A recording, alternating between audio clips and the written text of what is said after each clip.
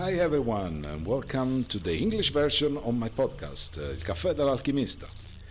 On this special episode, co-host with my wife, Miriam, psychologist and empowerment coach, we have the great honor of introducing a visionary entrepreneur and trailblazer in the field of neuroscience, technology and biohacking. We are the very first in Italy able to connect and interview this man, a man who has dedicated his life to pushing the boundaries of human potential and exploring the fascinating intersection between the human brain and artificial intelligence. Our guest today is no one than Bryan Johnson, a name synonymous with innovation and disruption. Bryan is the founder and CEO of Kernel, a pioneering company that seeks to unlock the true potential of the human brain by developing advanced neural interfaces. But Bryan's journey didn't start with Kernel. He has the remarkable entrepreneurial spirit, having previously founded Brain3, a widely successful online payment system that was later acquired by PayPal. Then, Bryan shifted his focus to explore the next frontier of technology. In our conversation with Bryan Johnson today, we will dive deep into his incredible journey, his protocol called Blueprint, explore the potential of neural interfaces, and gain insight into his vision for the future of humanity. Get ready to be inspired by his bold ideas, deep insights, and unwavering determination to push the boundaries of what is possible. So, without further ado, let's dive into this thought-provoking conversation with the visionary entrepreneur, professional rejuvenation athlete, Bryan Johnson.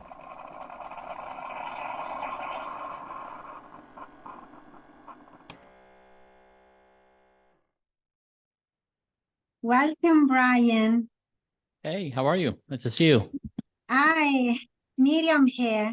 Mario, we are really pleased and honored to have you here today. Thank you for having me. I appreciate it. So, if you do agree, we can start and just start directly with the first question, which is first of all, we listen to tons of videos, and we do appreciate your humbleness, your honesty, and everything you say. And the first thing is for me is what you do. You do for yourself. You do not state, this is what I do, this is the universal truth. So can you please, for our listeners, tell more about your mission, your vision, your why behind what you do? Yeah. So first, I need to mention my face. Yes. Yeah. I got a laser treatment. So we do a lot of laser treatments for the skin. That's and amazing. so you can see this is day 3 in the healing process. Day 3. Oh, I cannot imagine day 1. Yeah, exactly. It was a good one. My objective with Blueprint is alignment. It's how to cooperate. And that's within myself. It's between each other and all of us as a society. Oftentimes when we think about cooperation, adults will tell kids to share and not fight. Meanwhile, they're fighting and not sharing. And then nation states are, they have their own ways of reconciling the differences. Sometimes it's war, sometimes it's negotiations. And I meant to, in this endeavor, try to call attention to the battle within me. And that is, can I as an individual have alignment within Bryan? And it was a really hard thing to do because we all know that we have different versions of ourselves. Sometimes we want to drink alcohol and eat pizza and eat donuts and stay up all night. And other times we want to be our best self and exercise and be physically fit and look our best. And it's a hard thing for each one of us to reconcile all those different desires and motivations. And I wanted to see if I could myself achieve goal alignment within myself, so I could want the same thing and do what's in my best interest. Wow, that's great. So as you know, we are connected because of biohacking as self-quantification. So, and I'm just interested, how frequently you tweak Blueprint? And what is the average testing window when you start seeing result and change your plans? We change things daily. Daily. Daily. Yeah. In any given month, we track the number of changes we make, and any given month, we're somewhere between 20 and 40 things. Wow. Yeah, we're always testing new things, measuring, tweaking. And among the parameters, you measure a lot of parameters, and I'm curious to understand how do you measure, if you measure spirituality or soul, how do you want to call it? How do you manage spirituality? Your own? I've really stuck to the things that I can measure, that I speak about. And the reason I do that is because health and wellness has been dominated primarily by words, by gurus who put forward ideas and practices, but they're just stories. They're not backed by measurement and scientific evidence typically. And so I've tried to punch through that noise and say, there is a way to know which things are better than other things, ways to methodically move things forward in the field. Because when you're comparing guru to guru, word to word, story to story, nobody knows what thing is right. And you basically approach things from an unscientific method. And so what I've tried to do is approach this with scientific rigor, with data as the primary mechanism. And so when it comes to things that I cannot directly measure, like soul or spirit or something like that, I've just, even though I may have an opinion about it, I've avoided speaking about it, because then it just puts me back into the word and story land, which is not constructive for the field, because it really, at that point, everyone's opinion is equal, and it doesn't move things forward in a methodical, repeatable way. Yeah. A very important, interesting point for me is willpower. We always talk about willpower and how to manage that. Is a limited resource, etc. I assume, so listening to what you do, it seems that you have sort of removed everything. You removed the willpower. You have now you removed 100% of choices. In one of your videos, you talk about the power of regret. Can you please dive deep a little bit about willpower? What does it mean to you, and the power of regret? Yeah. If we are truly honest with ourselves, truly honest, I would say it wouldn't be entirely unreasonable to say each of us is helpless and hopeless to try to do what's in our best interest.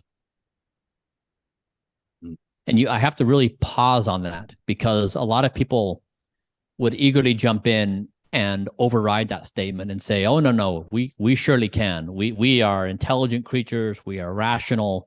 We are logical. We can think these steps forward.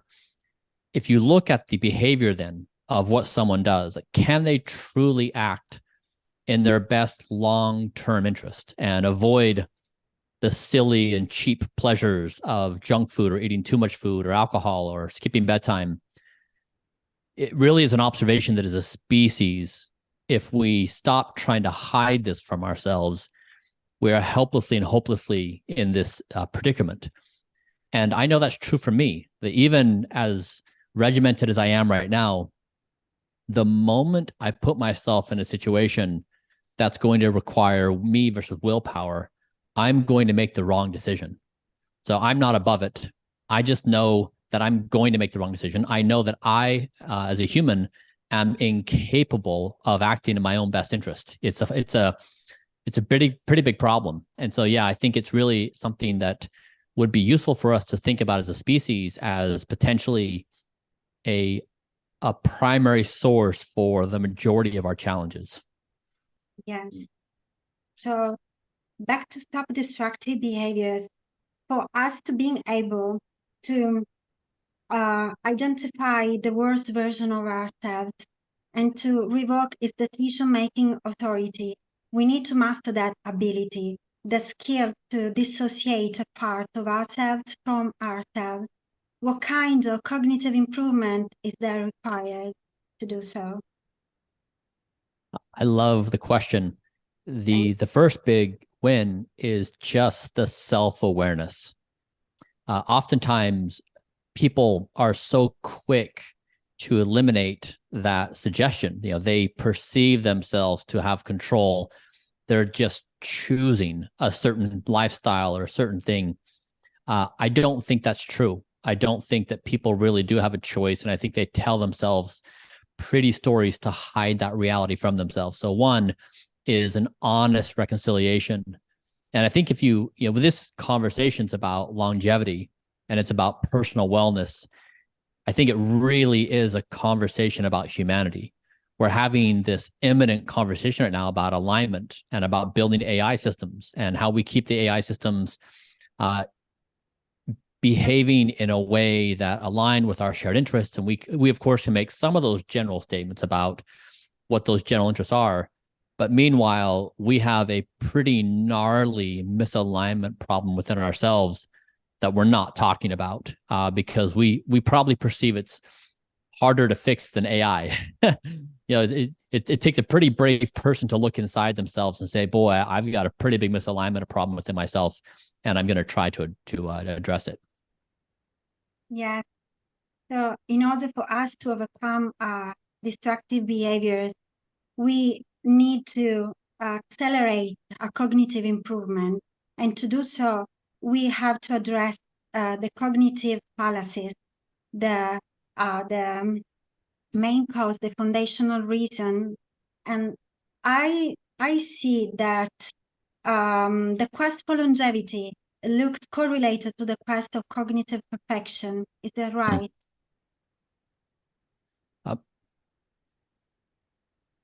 When we think about improvement, sometimes our minds immediately go to intelligence, that we are better if we are more intelligent. We think about it maybe in the vector of IQ. And I would say in this moment, I wouldn't be disappointed if the area of most improvement for the human race was a move towards nonviolence and compassion and harmony. I think that might serve us better than trying to amp up IQ. We really do need to figure out how to get along with increasingly less violence.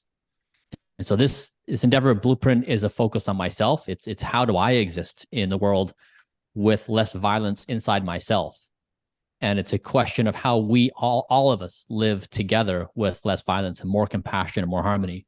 So to me, this is really about the future of existence. We have extraordinarily difficult problems on our hands to solve between not destroying ourselves with the weapons we do have and nuclear weapons, and not destroying ourselves with our new powerful forms of technology and AI, and getting AI alignment correct. So all these things interweave in terms of us as the primary agent making these things. And, our desire for power and status and wealth, or pizza and donuts and partying, oftentimes override more sensible and reasonable decision making. And that's what Blueprint is really trying to point out, is that there's a different way of being human than we're doing it now. And even though it's a bit out of the norm right now, it's a way to be human that could be much better for all of us long term. Yeah. Wow. Absolutely. Okay, just coming back to Blueprint, and let's talk about something that I really like quite a lot. It's the 5-level thinking. So so can you summarize the 5-level thinking to the listeners just a little bit? What is it? I use chocolate as the example. Yeah. You might hear people talk and say chocolate is good for you. That may lead you to eat a Snickers bar or a Kit Kat and rationalize, well, at least I'm getting something that's good for me. Level 2 would be dark chocolate. 3 is dark chocolate undutched. And 4 is dark chocolate undutched, tested for heavy metals. And the 5th layer, you add a high polyphenol count. So if you truly are trying to achieve the health benefits of chocolate, it needs to meet all those 5 criteria. And that's the rigor we've approached Blueprint is, my diet is just under 2,000 calories a day. Every single calorie has to fight for its life. Nothing's included because it's nice to have, it's cool or trendy. There's no supplement I take, which is nice to have or cool or trendy. Everything is measured in my body. If we can't see the effect, we don't do it. And this is the level of precision that I'm trying to introduce into the world, that if we can measure exactly what we do for the protocol, it gives you really precise outcomes of do this and get that, at least an N of 1. And it invites others to do the same thing. And so it just, it's an alternative path to the large scale clinical trials, but I think is, useful in its own right. Mm-hmm. Sure. The more you dive deep into the 5 levels, the more effort and cost, and maybe the return is getting lower and lower. So according to the Pareto principle, that 80% of results are coming from 20% of effort. So is it fair enough to say, okay, till the second level, we are 80%, or third level, something like that? Yeah, I think that one could try to make reasonable extrapolations from that. I mean, there's good data to show that if someone smokes, it takes off X number of years in their life, and when they do blank. So there are some relationships. It's a bit different when you have someone like myself who is maintaining a perfect lifestyle, with these various interventions, and we're stacking them. So caloric restriction plus the perfect nutrition plus, all these other interventions. And so I think you could probably make some general observations, but I think getting into more granular analysis is going to be hard, especially in the time scale. If you do look at what's interesting, I think, is if you look at all the measurements I do from the 50 biomarkers that are in the perfect optimal clinical outcome range, my speed of aging, which is slower than the average 10-year-old, my body temperature running 3 degrees Fahrenheit lower, like et cetera, like, my VO2 max, which I just did on Friday, it's 58.7. I need to check the data. I think it puts me in the top 1.5% of 18-year-olds, something like that. But all my data is telling the same story. It's not like I have one data marker that says, to get interesting, and I highlight that to the exclusion of everything else. Pretty much every measurement we're doing reports out the same thing, that my body is thriving into this protocol. Wow. Yeah, alignment, body-mind alignment. Going back to the protocol itself. So I thought you exercise every day, right? Mm-hmm. And so I think I remember you do some high intensity training on some days, and some strength training on others. So, but is your training regime also affected by your HRV or your readiness, or you are able to recover every day and be ready for the following day? My recovery is good enough for me to work out every day. Wow. I almost never get sore. And it's important to say that Blueprint is not a statement that we've tried, as you mentioned. It is not a statement that we've tried every permutation in the world. It's not a statement that we've achieved perfection. It is simply a statement to say, if you measure a whole bunch of stuff, you methodically work on interventions, and you measure again, and you do that for years, you can make meaningful improvements in the speed at which you age, slowing down, and also in these other variables like VO2 max and others. So this is not a claim of perfection. It's just a claim of, this is interesting to contemplate as a model that everyone could be engaged in. Yeah. And concern about eating the same stuff over and over again. So is it any concern about intolerances, something that may raise? Yeah, I do have my third meal every day varies. Okay. So it's maybe 100 plus vegetables or so. It's a dish that's vegetables, berries, nuts, and seeds. So it does vary. So I do have variety in my diet. I have 2 meals that are the same and a third that varies every day. Good. Quick one, in terms of impact, in which order you would consider diet, exercise, light exposure, sleep, from the most impactful to the least in with the target of healthy aging? I'd say that sleep for me is number one, because when I'm well rested, I have more willpower to be disciplined. And when I have more willpower and discipline, I am better on my food. And when I get my diet correct, then I sleep better, which then helps me more powerfully control food, which then helps me get better sleep. So those two things kind of ping pong back and forth that really give me the stable platform. Because I know, for example, if I overeat or eat the wrong stuff, it makes me sleep terribly. So I lose my good sleep. And the next day, all of a sudden I have these urges of being naughty, and I know where they come from. Bad sleep leads to being naughty. And so get those two things pegged, then I just add on exercise. That helps me feel even better, which even increases my sleep. Then you start adding on more and more things. So it's just a vicious, not vicious, it's a continuously improving cycle. But getting the basics right is the most important. And for me, I don't cheat. A lot of people ask, what is your cheat day? And it's easier for me to not cheat, because if you open that opportunity to cheat, there's just no end in cheating. Yeah.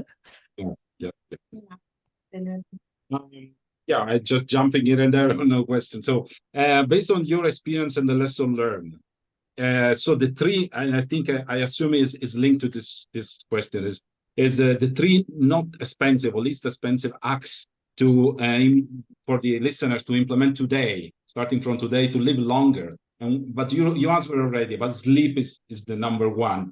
That what else you may add? Yeah, well, I think it's pretty powerful if someone tries to reflect of maybe how society is currently insane.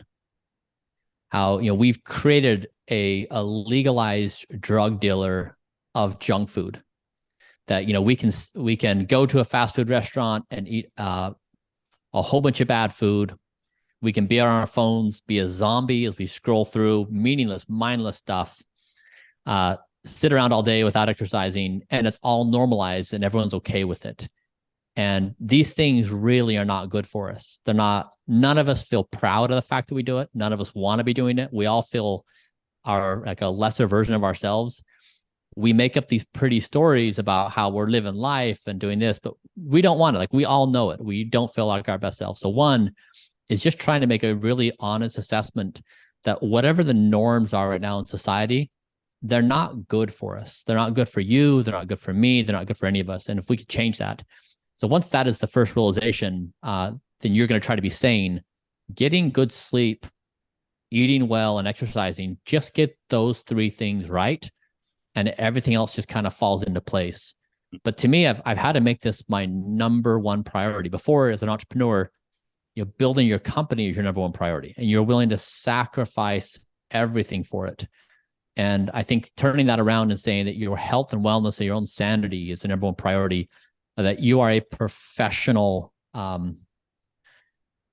call myself a rejuvenation athlete, but you take this seriously, it's a different mindset on how to live life. And it goes against cultural norms, and cultural norms are persuasive and powerful in getting all of us to think that normal is somehow okay. It's been approved by some board of people looking out for the best interest. It's not true at all. Yeah. It's very important for us to co-evolve with AI, so it can be our partner into this process of humanity evolution. Is that right? That's right. I mean, so if I understand your question correctly, I mean, AI alignment is the problem to solve on planet Earth. There's just nothing more important, nothing more urgent. And longevity efforts don't matter if we don't solve the AI alignment problem. And so there's the technical problems associated with AI alignment of getting all the technicalities right in our model building. And then there's another part of the problem of how do we as humans not kill each other with these new tools? And how do we as humans not make this problem worse? Trying to get the technical problem of alignment right. And I think the best thing we can do for alignment may be to turn this around and say, before we tackle this gigantic problem of AI alignment, can we tackle human alignment? And can we tackle inner self alignment? Can we do that first? Can we try to be a more peaceful and harmonious species and prove we're capable of this thing? And then can we turn our full attention into this AI alignment? I just don't know if we're ready for it as a species. We're is running into the use of military and to corporations. People have profit interests. We're trying to juggle and learn how to ride a one-wheel cycle at the same time. It's a pretty tall order for us to do. Yeah. It's growing exponentially faster than anything else. So, yeah, I think we are almost at the end. I have another question, because you it's about the beautiful analogy you I think you mentioned in the impact theory podcast, is between the world as a macro and the body as a micro. So as humanity, you said something like this, paraphrasing, we are all interconnected and we share a single planet, and our organs share a single body. And you mentioned 70 plus organs. That was quite surprising to me. And can you please elaborate more on that? Yeah, if it goes to this question of who's in charge, who gets to make decisions, who is the authority? And right now, the default in our society is our minds. Our minds get to do whatever they want, whenever they want, however they want, so long as you don't break a law. Yeah, if you're playing within legal parameters, we can do whatever we want. And I was looking at my own behavior and saying, you know what? I don't think my mind is a good leader. I don't think it's a good manager of me. I think there's other forms of authority that are even better. And those include my biological processes and my organs. And so I said, all right, kidney and liver and lungs and heart, you are now empowered with decision authority. You are now going to run my life, because my mind has been demonstrating to me it's not very trustworthy. It's a pretty big rascal if you look at its behaviors. And this is a broader question for us as a species. We don't even question our minds being in charge, but we know they're naughty. All of us do. And so there's a question, is there an alternative way of being that would help us get rid of our naughtiness? It would actually create a better, more fulfilled society. Now, our minds, when I demoted my mind and I opted into the system, my mind was kicking and screaming and yelling. It was, it was revolting because it was losing its power. It was such a violent response, like, how dare you? I'm the most precious thing you have. So it really takes a lot of self-introspection to watch this process happen internally, to see the struggle for power. But then if you really are self-aware and you can give it a pause, you'll realize, you can attribute to your mind how naughty it is all the time and how deceptive it is and how it covers up its own not wanting to be accountable for its own behaviors and its willingness to tell stories and deceive us. Our mind is like a misaligned AI. It behaves in the same way. Like, we're so scared of our AI deceiving us and doing the things. Well, we're doing that to ourselves right now. And so this is really a microcosm of this macro effect. It's the same thing we're trying to solve within AI. Well, with this beautiful analogy, I think we can wrap up. So we are almost end of the 30 minutes. So I have a question we missed at the beginning, is how old are you now or today? I was just asking. How young are you today? Well, what's fun is if you ask my VO2 max, my body's ability to work with oxygen, it's, the top 1.5% of 18-year-olds. If you ask my left ear, it's going to first say what? And it's going to tell you that it's 64 years old. And then if you ask my diaphragm, that's 18 years old. So my body has hundreds of different ages, and they would all tell you a different story about their age and how they got there. Very happy for you. Yes, great stuff. With this, we can close the call, and I really thank you for your time again. And thanks for being such an inspiration for all of us, really. Thanks, Bryan. Thank you for the kind words. Yeah, wonderful to see you both. Thanks. Pleasure. Come to visit us to Italy. Meet in person. We okay, can I would love that. Yeah. Okay. Thank you very much. Bye. Enjoy the rest. Thank you. Great evening. Thanks, you guys. Bye.